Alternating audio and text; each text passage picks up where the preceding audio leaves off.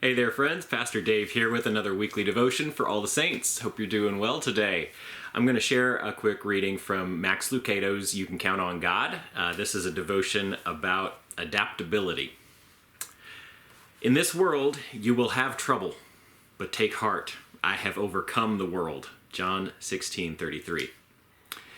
My friend Chris was diagnosed with mononucleosis when he was 9 years old.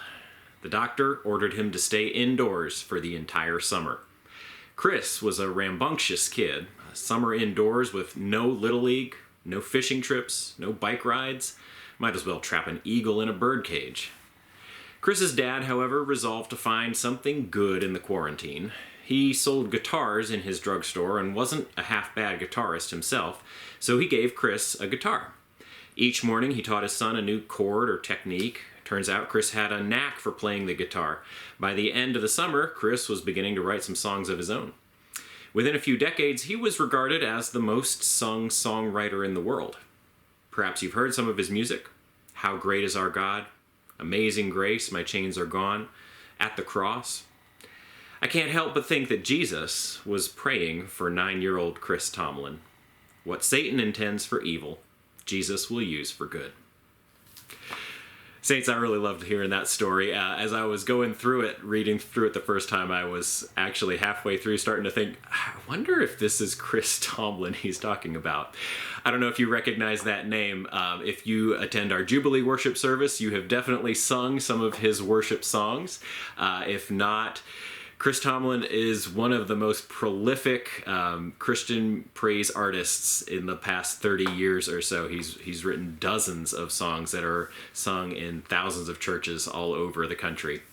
As I was reading this and thinking, maybe this is where the story is going, I realized, this is a lot like the Joseph story that we get from Genesis, the story of the kid who's sold into slavery by his brothers, and it seems like a terrible thing, but in the end, this is how God works to save Israel. This is what puts Joseph in the position where he can plan ahead with Pharaoh and help Egypt overcome the famine that is coming, and then thereby save his own family when they come to Egypt looking for food. So in that story, the moral is very clearly that God is at work even in those things that seem terrible. Joseph says, what you intended for evil, God used for good.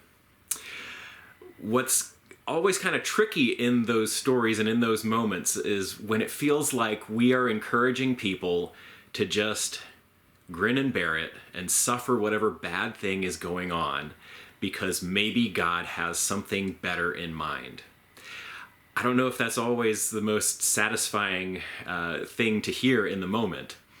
But what I really liked about this story was there's a little bit of a twist to it. There's a different angle when you realize that Chris's father chose to make something out of this otherwise kind of bummer summer.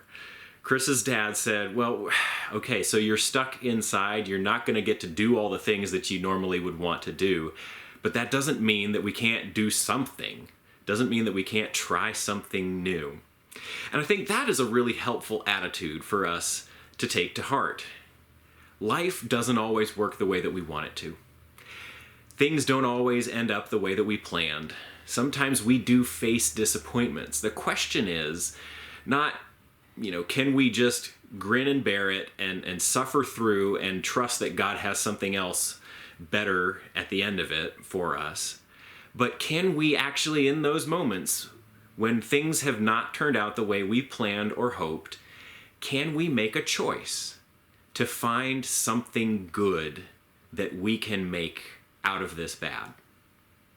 Can we make a choice to look for what opportunities are still here? What change of direction could we take at this point? What new thing could we try that might make something good come out of all this bad?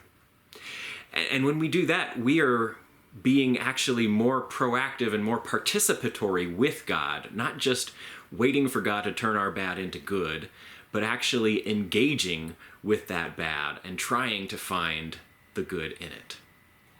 Saints, that's my challenge for you this week. In the midst of whatever might be going wrong, how can you find a way to make something good out of it? That's the devotion. I hope it's helpful. We're thinking about. Hope you are doing well, staying healthy, and I'll be praying for you. Please keep praying for me. I'll see y'all again soon. Take care.